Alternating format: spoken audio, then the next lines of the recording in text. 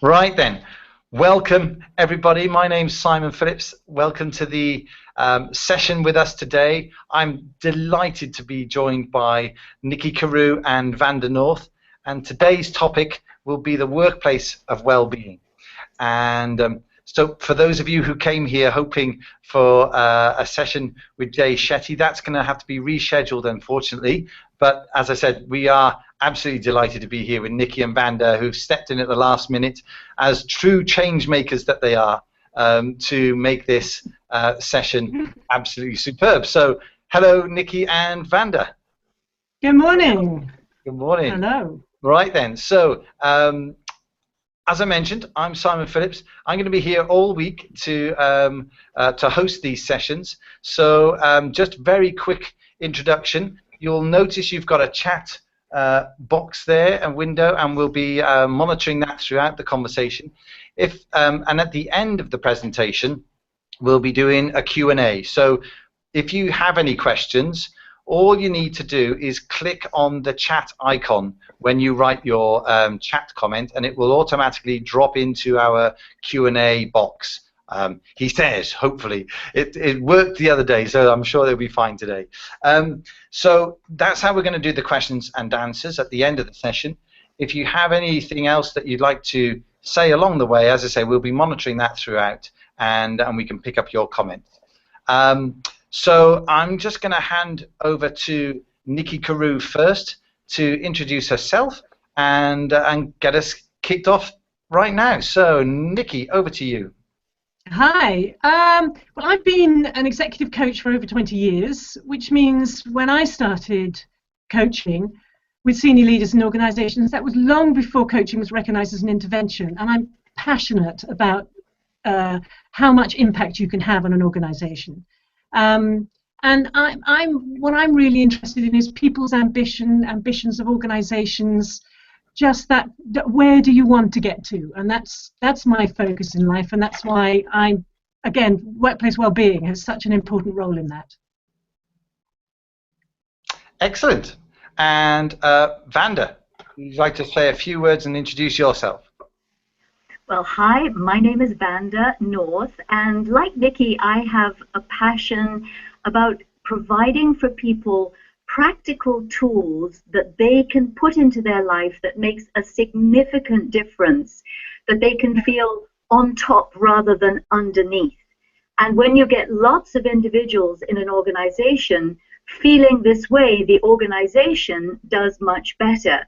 And so the workplace of well-being to me is a crucial topic, and I'm delighted to have this opportunity to work with you and Nikki to share some ideas. Fantastic. Excellent. So just wanted to let you know at the end of the presentation as well, we've got an opportunity for you to get in touch with us if you'd like to follow up on any of the issues that Nikki and Vanda raise. We'll be delighted to have a conversation with you if we can help in any way at all. So stick around for the end of the presentation and we'll send you that link then. Okay, to get us started then, I'm going to hand over to Nikki Carew, who's going to get us started on this great topic today, the workplace of well-being. So over to you, Nikki. Okay, thanks, Simon. So our objective for today is to look at why seeing an organization's resilience or an organization's well-being is really connected in with individuals, their employees' resilience, and they have a very strong impact on each other. So it's a way of recognizing, workplace well-being is the way of recognizing you have a virtuous circle of organizational well-being and employee well-being, and they reinforce each other. So the employees are going to be committed, engaged, much less stressed, healthier mentally and physically, and they're going to be ambassadors for your business, your organization. Your organization is also going to be stronger. It's going to be more robust and able to respond to challenges better. So it has a feedback.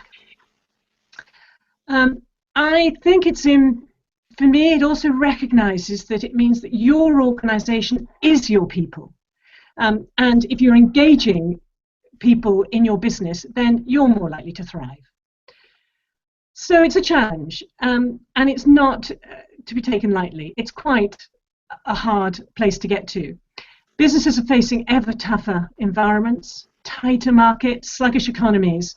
So businesses can't anymore chart a strategy and just stick to it in a linear fashion. Businesses have to have built-in agility and to be able to respond to changes fast. So I think most people recognize now that the most indispensable resource is talent. And what you're looking for is talent that is flexible, talent that's resourceful, technically savvy sometimes, and even cross-cultural.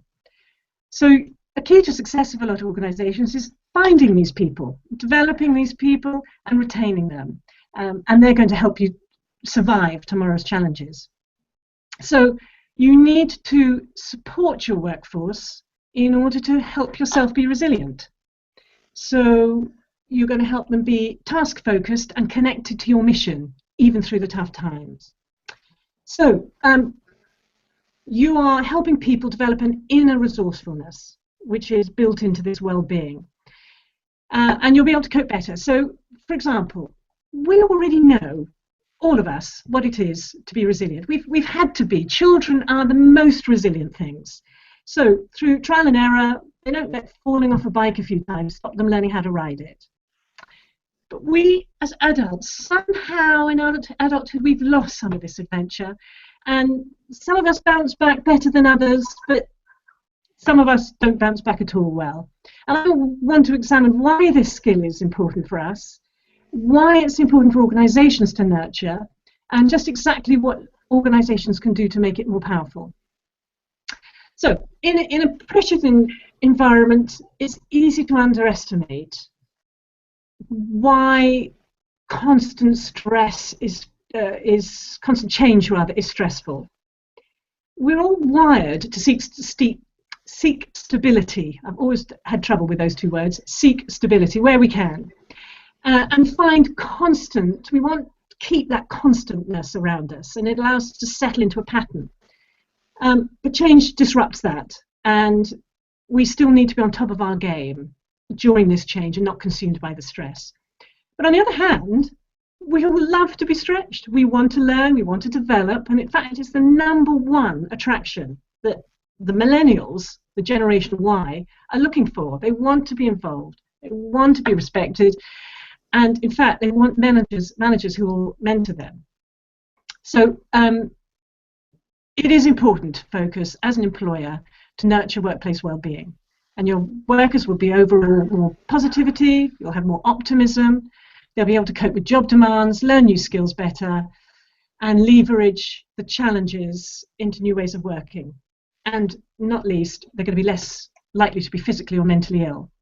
So I think it's a measure of 4 things. And while we're doing this, you can measure your own sense of well-being in these. We have a slide to illustrate this. Simon, if you can bring that up. So, firstly, we're looking at whether people feel satisfied with the work they're doing. Do they enjoy their work?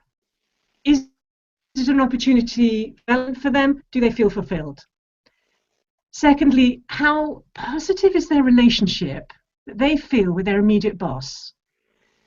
Do they think their leaders have the skills to lend an ear when they feel it's needed? Do they feel that staff welfare is a concern? Thirdly, how do employees feel about the whole organization as their employer? Do they share the values of the organization? Do they experience the senior managers walking the talk? And finally, the last one is how work intrudes into private life. Do employees feel pressured to work longer hours? And are they able to separate themselves from work when they're at home? So those 4 things together make a person understand or feel well-being in your organization. And an organization which seeks sustainable performance needs to be on top of these well-being aspects, and they can easily be measured. So in your organization, when was the last time you did an employee survey and actually acted upon those results, whereby you're measuring these things? Thanks, Simon. We don't need the slide anymore. You might notice that I'm saying feeling a lot, feeling pressured, feeling dissatisfied. It's not an empirical value you're looking for. what the employees are feeling, that you may not care for the situation, they don't feel in control to do anything about it. And incidentally, at the moment we're specifically looking at organisations and perhaps from the employer's point of view. But in tomorrow evening's or Tuesday evening's webinar, we're specifically looking at individuals and how individuals can manage their own resilience. So, organisations need to change to keep on top of their game, and in order to do that, they need to help people be resilient because during that change. So, how can you bring this virtuous circle together? Or rather, actually we're answering the conundrum, how can I focus on my people without losing focus on the business need? So, what do organisations want? They want a sustainable business. And so what do employees want? They want a sustainable job. Organisations want people who are committed. Employees want to be engaged. Organisations want to be able to respond to new challenges. Employees want learning and development. Organisations want new ideas and innovators. Employees want to be stretched and supported. And organisations want leaders who inspire. And they want employees want to respect their leadership. So you see, your employees and you really are on the same page. They're just mirror images of the same thing. Employees that are resilient and have a sense of well-being do care about companies, and they make companies resilient. So if you know your level of employees' well-being, measured by that chart you saw earlier, you can focus on what you have to do to get extra resilience to your organisation, and how to get better hearts and minds engagement from your workforce, which then leads into organisational well-being. So Vanda, I think you wanted to pick up from this point.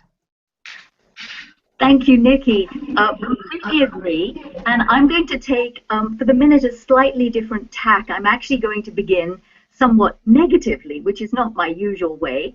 Simon, can we run through those slides that I have, just looking at what does not having a well-being program possibly cost a company?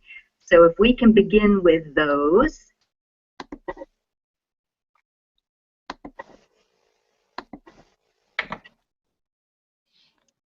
I'm actually calling it a pandemic because the figures are just horrific and they're constantly changing, but what they're saying is that it's costing us a tremendous amount.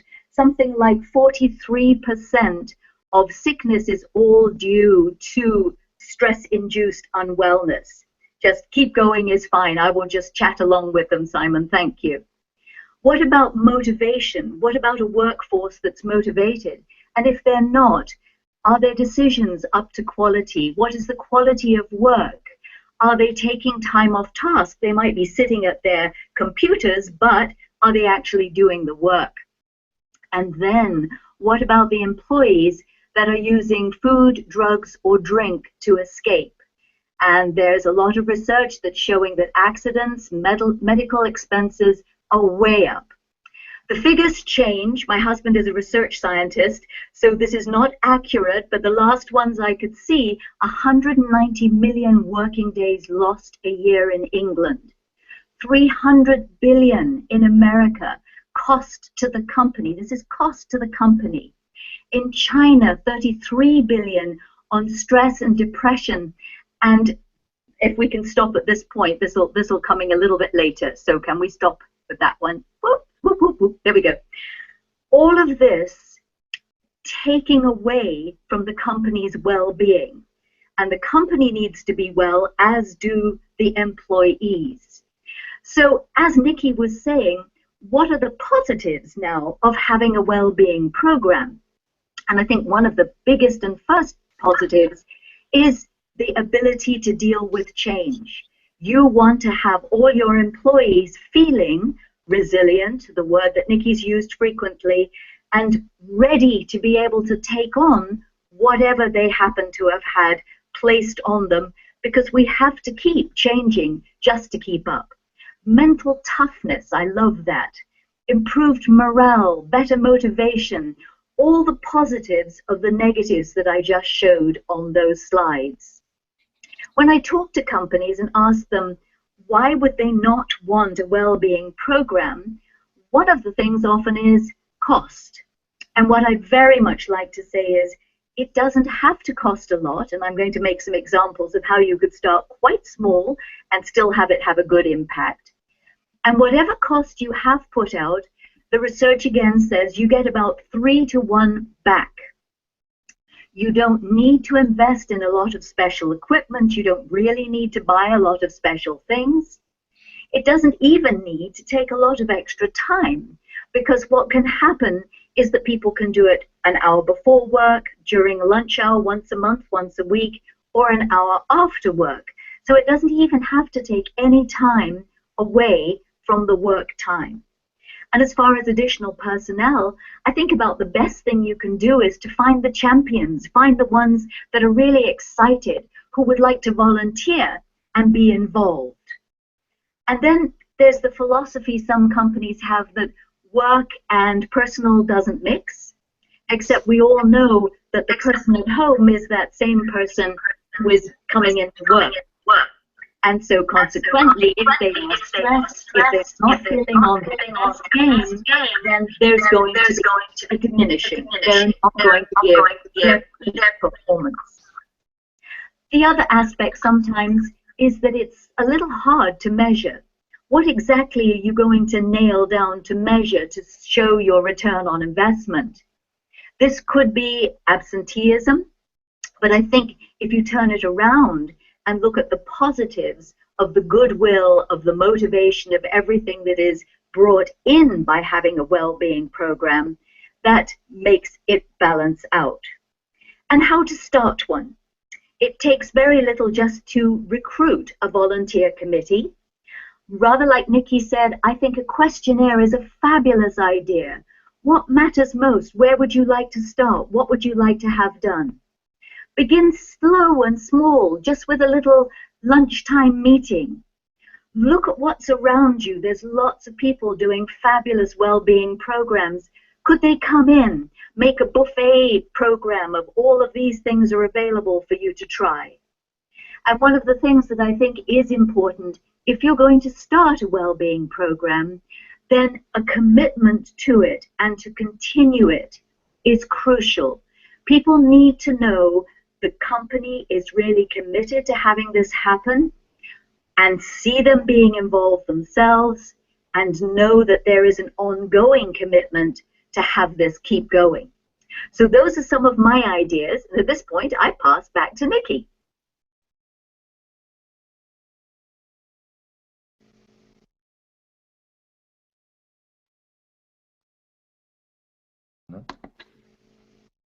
Nikki, you'll just need to unmute. There you go. Everything's interesting, isn't it? Sorry about that. I forgot to unmute myself. So I want to put this together and create a roadmap for organizations to create a workplace well-being. So, and I've identified 5 critical steps to bridge that gap between the organization and your employer's well-being. And in fact, I think what we're going to do is we're going to set up a little fun poll to have on the side there, where you can just give us a word or two to say how you feel your organization copes with this particular aspect. So just one word would be great. So my first one is, does your business have a clear set of values and purpose? And is it communicated effectively to your employees? So that's going to be a clear story that guides on-message behavior throughout your organization, so your employees are able to know how to react to change. We're going to go into a little bit more detail about that in the session on sustainable performance. So you can join us and catch up then if you want to go into this in a bit more detail. But it absolutely relates to the sense of satisfaction and well-being, and how that's connected to your organization. So that's So that is the first poll. Does your business have a clear set of values and purpose? The second part of this roadmap is how well is your organization enabling your leaders to bring this purpose alive? Leaders really do deserve support. In order for them to become transformational leader and embrace and expect change, they need to help others be more resilient. And research shows that a good leader has more impact on productivity than adding extra workers to your team. So these employees who are now more resilient really care that they make their companies resilient. And this is now embedding a resilience into your culture. HR can have a really strong impact on this. They can steer the agenda with creative development programs, supportive programs, and you kind of need to start with choosing who is going to be your leader. People who are engaged in your purpose are going to have a far greater impact as a leader than people who are technically expert. So engage leaders, inspire teams, and then contribute to workplace well-being. It's not that easy. Transformational leaders they're not born, they're made, and they need support and development. I'm mindful that it's in order to develop leaders in this climate, there's a greater demand on resources and time. So it's absolutely, you need to write your development programs with your culture in mind. Action learning programs, that's something that we specialize in, creating real issues to life with learning. So it's about quality of development to inspire leaders, not quantity. And part of that is something which I mentioned before I'm passionate about. Part of that continuing support is executive coaching. It really keeps development points alive. The point about coaching is to go on a learning journey with the leaders and help them understand and achieve things much better, faster.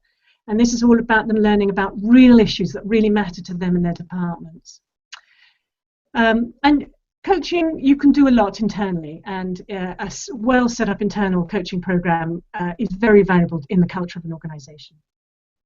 So coaching is going to help embed new ways of doing business, engages people intellectually as well as in their hearts, and gives them a platform for accountability. So poll 2, how well do you keep your leaders, help your leaders to become transformational? So another one word, that'd be great. My third point, and again we'll have a poll coming up on this one, are your leaders skilled in engaging teams to deliver? So do they know the best way to communicate this to their team so that each employee knows how to prioritize? What are the 3 or 4 critical tasks that they need to focus on that's going to make a difference? It's very easy to stifle rather than stimulate problem solving by over-focusing on something like the bottom line or your own personal deliverable, which doesn't meet the vision of the employee.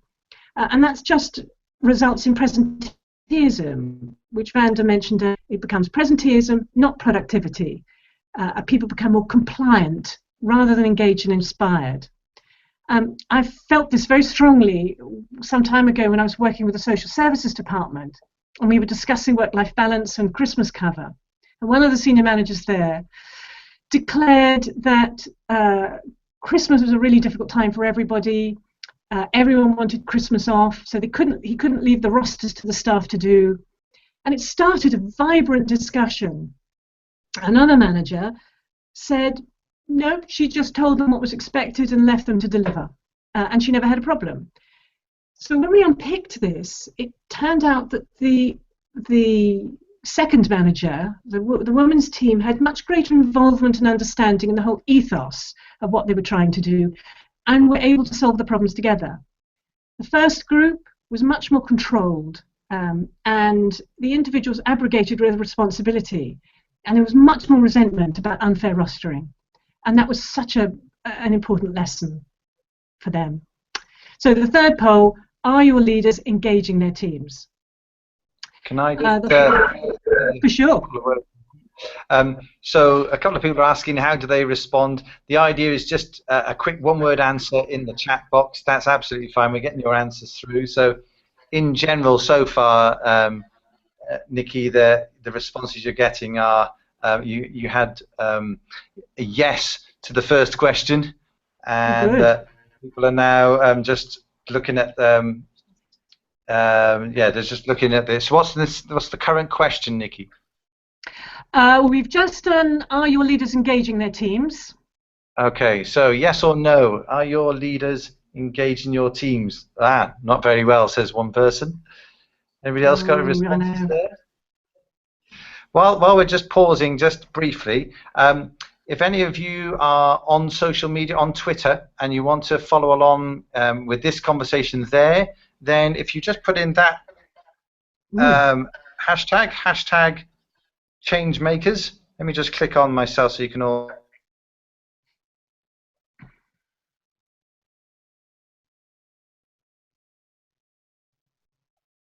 Oh. Gone down. Come back up again. Having some fun with the technology today, as you'd expect. Yeah, so it's literally hashtag changemakers, and we can follow along the conversation on there all week. If you'd like to get in touch with Vanda and Nikki, they're both on Twitter, and we'll pick up on any comments as well. So, sorry, Nikki, I'll hand back to you now. So the question was, how well? So the last one. Yeah, so we've done the third part of the roadmap was, are your leaders engaging their teams? And now the fourth part of this roadmap is about kindling a sense of achievement. Does your organization kindle a sense of achievement? Do they celebrate accomplishment? Or are they dwelling on the failures? You know, if it's often said, if you hit the target too close, if you hit the target every time, it's too close or too big. So you have to miss a few times. So it's how that part of it is handled. And in the Changemakers, we've got a mantra. When things aren't going according to plan, it's a plot twist. It's just a plot twist. And it just tells you about what you have to do. You might have to change a plan. You might have to change a procedure. Look at it as a plot twist. And HR here have an important role in helping managers give recognition at these milestones of change and highlight how to deal with those plot twists and maybe how to share pockets of the best practice. So when success comes by, don't let it slip by without celebrating it. Because if you're too busy looking for the next challenge, you're going to miss that kind of motivation that you can instill by celebrating success. So we had a couple of responses there. So some people saying, Alexa, hello Alexa. Some of them are, not all though. And Simon says a few. So there's, yeah, I think there's a bit more. Nigel, yes. Rekha, not much. Steve, poorly. So a bit of a mixed set of opinions there. And it'll be interesting with the people who say yes and feel how motivated they are by that, and the people who say not really, how it impacts on them too. So you know, that's part of the story that we're telling. Okay, now the fifth one is all about monitoring, and I know that Vanda talked about you know, looking at absenteeism, but also looking at the well-being and measuring that. It's really important to not just make assumptions about this. So to monitor somehow the impact that these activities that you're doing are having on your business. So partly that'll be deliverables, but you need to measure the hearts and minds stuff too. So I asked earlier if you'd done an employee survey. It's really valuable information. Vanda mentioned maybe you have meetings, you can have forums to discuss it with people. Very powerful way of making people feel that they're being listened to. But you could also measure absenteeism. It's a good indicator about how well people are feeling in the organization. And are you monitoring how leaders perhaps are understanding the role of diversity in an organization and institutional bias? And then once you're doing this, you'll know how your roadmap's going. You'll know if you're heading in the right direction. So that's how we're looking at bringing the organization and the employees together in your virtuous circle. So Vanda, I think you wanted to now talk about another process.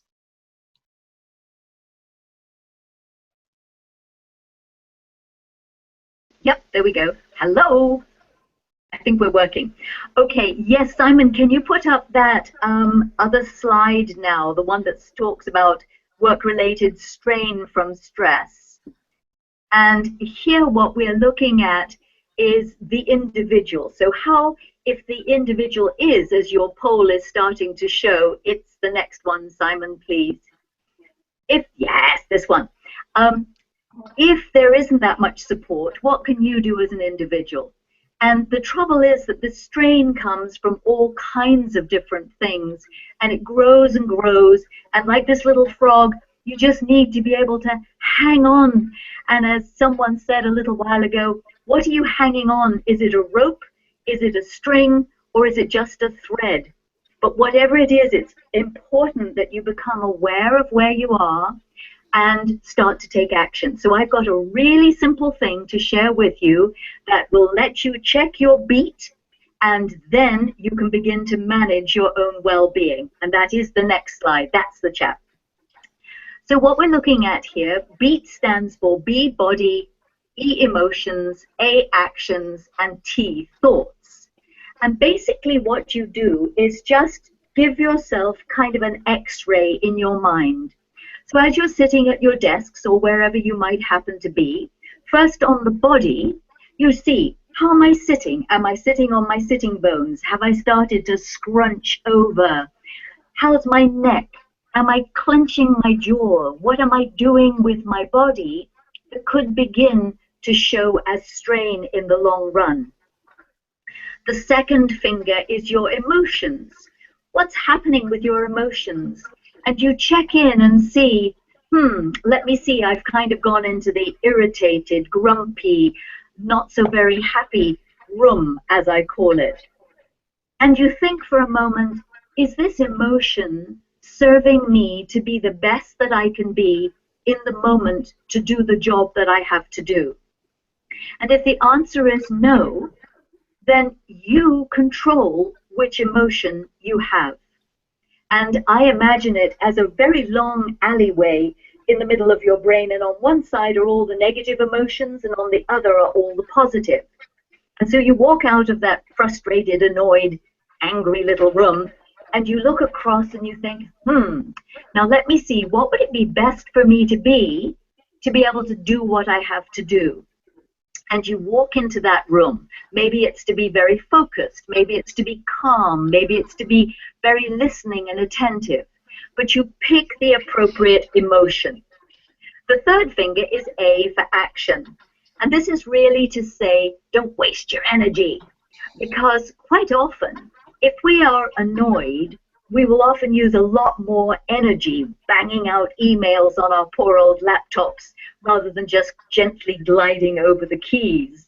So we look at how are our actions? Are they pleasing for what we have to do? And the fourth one, the little finger, thoughts. Now, this is the one that is really insidious. It can just creep in. And what we tend to do, and it's an interesting as to why we do, but so often we negatively speak to ourselves. And that little voice is chit-chattering away going, oh, look, you've messed it up. Oh, that wasn't the right thing to say. Oh, dear, you've done this. Oh, dear, you've done that. And we bring ourselves down and down and down, which is not helpful. So what we need to do is to say, thank you very much, and be quiet, that voice. And would the voice with some useful things kindly come along and help? Rather like Nikki said with the plot twist, it just shifts the whole way that you think and feel and look at things. So that's your beat. That is your body, emotions, actions, and thoughts. And if we can go to the next slide just quickly, what happens is you can build up, when am I at my best? And you can take a little time to fill this in, think about it, and think, how am I when my body is absolutely at its best, fighting fit, peak performance, ready to rock and roll? Which are my best emotions? What can those be that serve me to be the best I can be? How should my actions be? And what thoughts are my best thoughts? And the idea of this is that you've focused on what you want, not what you don't want. And the power of this comes when you start to work together. So in offices, teams, and groups that I've worked with, when they all know the beat, what is really important is that they can assist each other. So you just see the body language of one of your colleagues who's just got off the telephone from a difficult conversation, and you can see them kind of scrunched, and you can just quickly say, check your body, check your beat, take a moment. It takes just a few seconds, and they go from having the negative building to getting back on top, managing their well-being, able to do the job, time on task, and to support and help and feel supported, as Nikki was saying. Being listened to, being cared for, being supported in ways that are appropriate make a great deal of difference. My final slide just gives you, actually mine, I filled it out just so you could see an example, but please, this is Vanda's world, and so I wouldn't want to necessarily put this on you. But these were some of the words I chose for my body: energized, balanced, resilient. Some of the emotions that I like to have as my sort of stock rock emotions. The actions that I like to have. Action smooth is actually one I'm trying to work towards because I tend to be too bouncy. And then the thoughts, the positive thoughts that I can do, I want to do, I can always find a way. And so this is how an individual can make their own little well-being program in an organization. And when lots of individuals start to get together in their team, in their group, in their department, in the whole organization, just this simple thing could make a world of difference and the start of an amazing well-being program. Back to you, Simon or Nikki.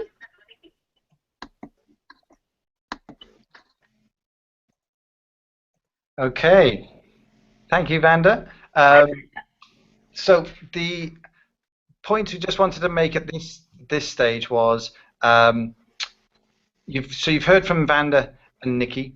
What they've explained is how we work with organizations to increase the level of resilience of the whole organization. It's not about an individual program. These are ways which organizations can pull things together and increase the overall resilience of the whole organization, not just individuals that are working there. If you'd like to know more about the individuals, then Vanda and Nick will be back on Tuesday evening to talk about how we do that. But what I wanted to just quickly highlight for you was the opportunity, if you'd like to give us a call, then that should be coming up now in your window. Let me just check if that's happening, and then we can carry on. Is that coming up in there? We've got an interesting question from Jackie.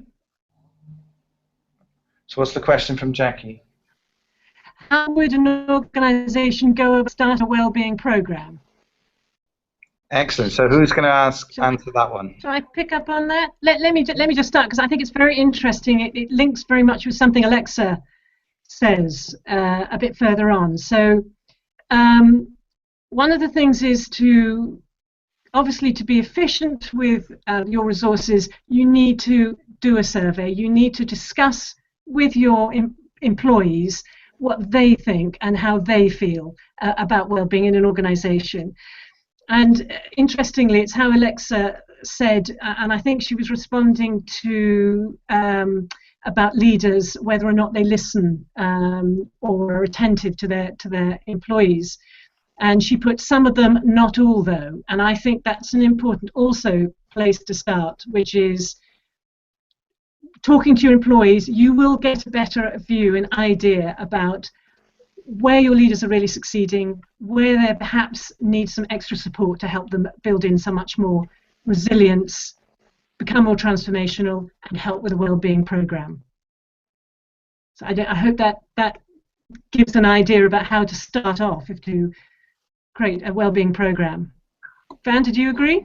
I absolutely agree. I'd like to add that there's two pieces. Of course, we humans we pull them apart for the moment, but there's the physical and the mental emotional.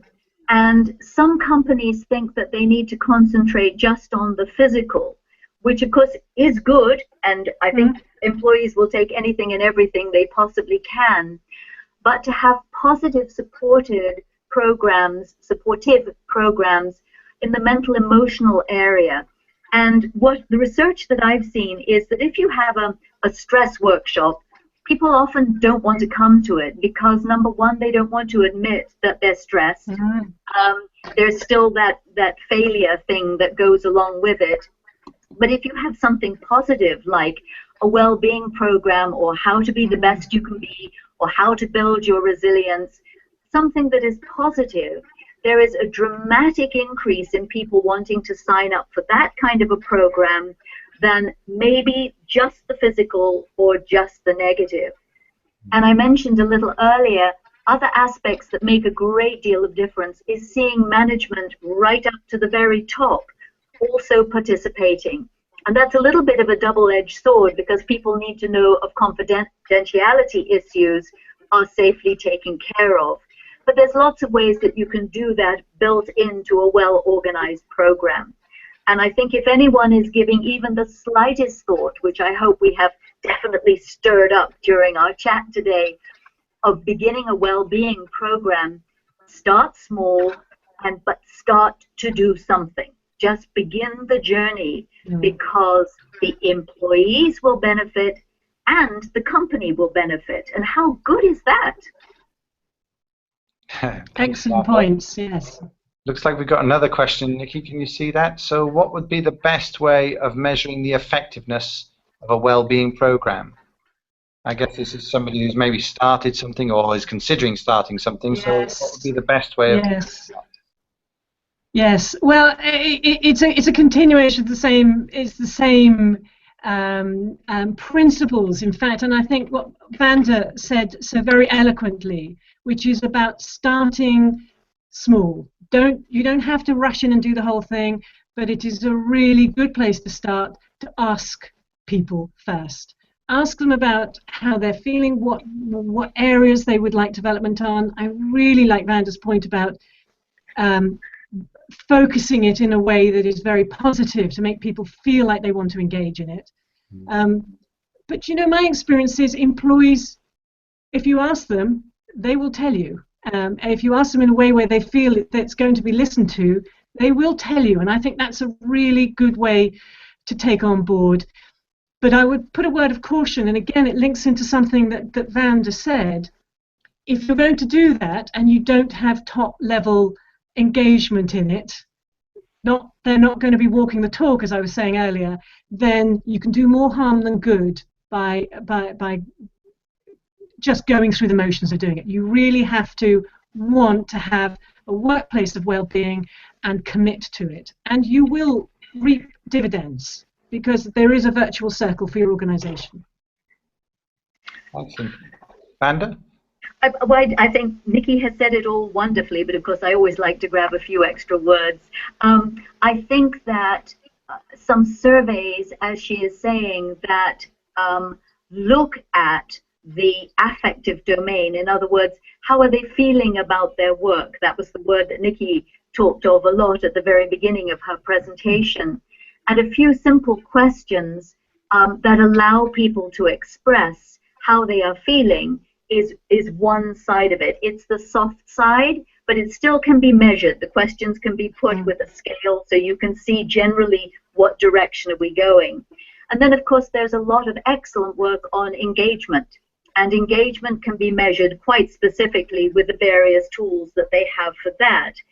And you could always get down to the absenteeism and turnover. And I know some companies have been using those as a measurement. So you can go from the hard statistics right the way through to the softer side and get yourself a range of measurements. I'm not saying that it's easy, But I think, again, as Nikki said, a small amount, just pick a couple of things. Say to people, what would make a difference? You know, if you were sleeping better, would that make a difference?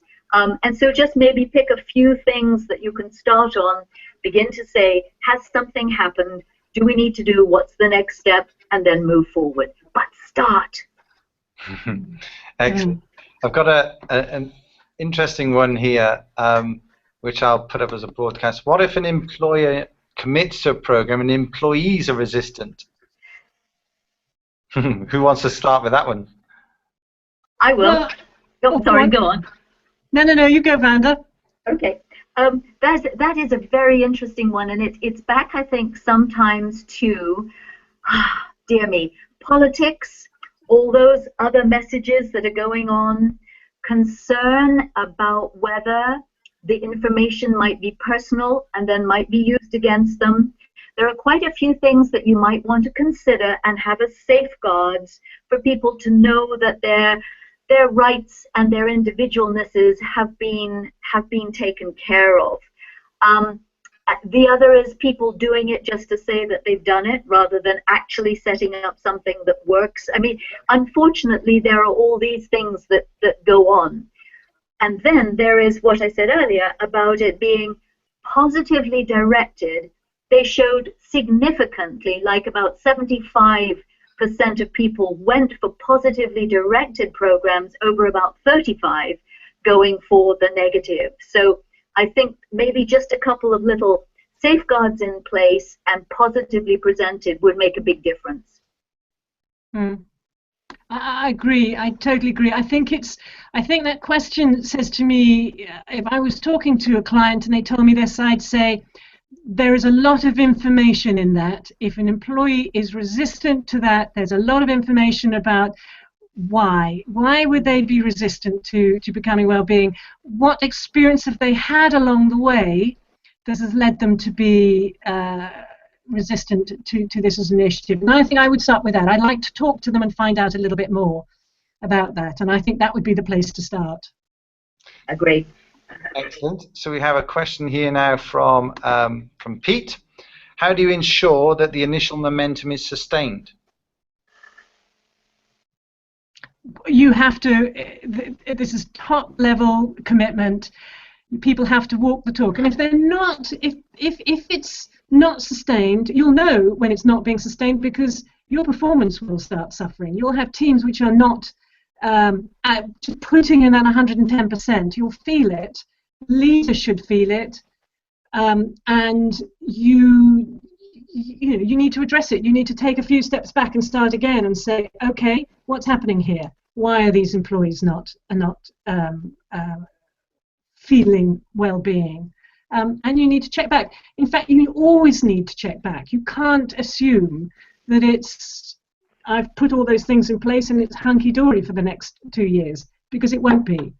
Leaders have to constantly be reinforced, constantly thinking about how their employees, constantly relating to them, getting feedback, and as I say, there is a lot of the Harvard Business Review has done a really good piece of research to say an employer who operates like that has much more impact on productivity than adding extra workers into their team, because they're getting the 110%.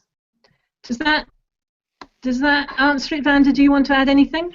Yes, of course I do, Nikki. You know me. I think what I would like to add is, if you're going to see a real difference in behavior and habit change, it requires a regular commitment. And as I look at programs that really make a difference, they get together on a weekly basis, not necessarily for long, and people know that they're expected to show up, and they want to, because they want to report how they've succeeded, or they know if they've had a bad week and a bit of a dip, they can say, oh, this was a tough week for me, but there's someone else who goes, yes, that happened for me a couple of weeks ago, and this is what I did, and this is how I got out of it. And you build that group support, and you feel that 30, 45 minutes that you took to pop to that meeting really helped you to move forward. Now, at the moment that you're not feeling that it's helping you to move forward, that's when the commitment will drop off. And that's just as you said, where you need to touch base and say, hello, what are we not providing? What are we not doing? And that's where someone who's holding the reins of the program needs to step in and have a little chat with the people and say, you know, obviously this isn't meeting your needs. What can we do? And because we're so magnificently complex, quite frequently it might be an external reason that has caused them to drop off, not actually the program. And once you've had that chance for a little chit-chat with them, you can say, well, would this possibly help with the other problems that you're dealing with to come back on board again? So communication, as you said, and following through and making a regular opportunity for people to build that commitment. Excellent. Excellent. Any other questions quickly before we pull this session to a close? No, I think we're fine. So any last comments, Nikki and Vanda? We've got one last question, it looks like. What if a well-being program is started and the employer falls short in their original vision? It doesn't quite achieve what they... I'm guessing the question is, what if it doesn't achieve what they set out to do? I guess for me, these are quite organizations are complex, individuals are complex, people are complex. That requires quite a bit of unpicking. I think I would want to know, start from what were they trying to achieve and what was the roadmap along the way. And you know, one of the things that's very difficult, and what I love about what Vanda was doing with her BEAT process is it's very easy to come up with something like, what do you want? I want to be successful. Or what do you want? I need to be happy. What does that mean? You can't use that as a roadmap. You can't use that as a way of getting anywhere. You need to unpick it a bit the way Vanda has. So you have to decide, you know, what bits are getting in the way, why am I not feeling happy, what does happy mean, where am I trying to go to? And I think that organizations need to do that too. Organizations can't have a purpose which is to make lots of money. It has to be a little bit more clear, a little bit more sustainable than that. So I think that's my thing. I would like to sit down with them and unpick and find out what it was, and maybe you have to take a few steps back and re-look at your roadmap. Do you agree, Vanda? Yes, I do, absolutely, Nikki. It ties in with what you were saying about shared values. Has that picture been conveyed, and is it bought into by the rest of the people? And that is so difficult to do, because you have in your brain this complete thing. It looks like this, it's wonderful, everybody's leaping up and down and doing all their things, and everything is fine. And then between that vision and the reality, there's an awful lot of places where even the best intended person can trip up. And when you're dealing with a big organization with maybe thousands or tens of thousands of people, ouch, that is really easy to have that happen. And so it's back to the drawing board, exactly as you said. You need to go in there and have a good chit chat with them, find out where did it come apart, and yay for them. Please, let's convey a big yay. At least they're wanting to try. At least they're trying to do something. So they just need a bit of security to help them go upon their way with maybe just a slightly better roadmap. Yeah. Absolutely. Well, listen, thank you, guys. I've just put a link in the Q&A box over there. So if any of you want to hear what one organization is doing, I interviewed the CEO of UNESCO recently, a guy called Adrian Pike, and he laid out a bunch of things that they're doing. Now, they got IIP Gold status in their first year, which is pretty impressive, because IIP is all about looking after your people and engaging them and making it a great place to work. And one of the interesting things that he said was that it wasn't necessarily all about constant measurement. He was looking for the indicators across the organizational sort of suite of information. You know, how many people were leaving, how were they treating people? How well did people respond to the various requests that were put out into the organization? So a really interesting article if you have an opportunity to watch that. And I'll just re-put the the offer up there for you. If any of you would like to get in touch, if you click that window, it'll open up another window, so even after we're finished, you'll have that as an opportunity to book a call and you know, to discuss what's going on for you and something that you might want to pick up with. And it will almost certainly be Nikki or Vanda that will get back to you personally and chat to you. So I'm going to stop the broadcast there. If you have any more comments, we'll leave the chat open for another 5 or 10 minutes. And as I said earlier, just to remind you, hashtag Changemakers, if you'd like to join in the conversation. That's where we'll be talking all week about all the different topics. So give us a shout on there. And I'll just leave you with a quick advertisement for the next webinar, which is happening this evening at 7 p.m. And so if you have an opportunity to join us this evening, that would be great. This particular webinar will be available for replay, and we'll get that out to you as soon as we can. So if you pop back to exactly the same link that you had earlier, you'll be able to see this webinar all over again. So again, thank you, Nikki and Vanda. That's been a real pleasure, and I'm sure really informative for our guests. And I look forward to catching up with you soon. All the best. Real pleasure. Thank you. Bye-bye. Bye-bye.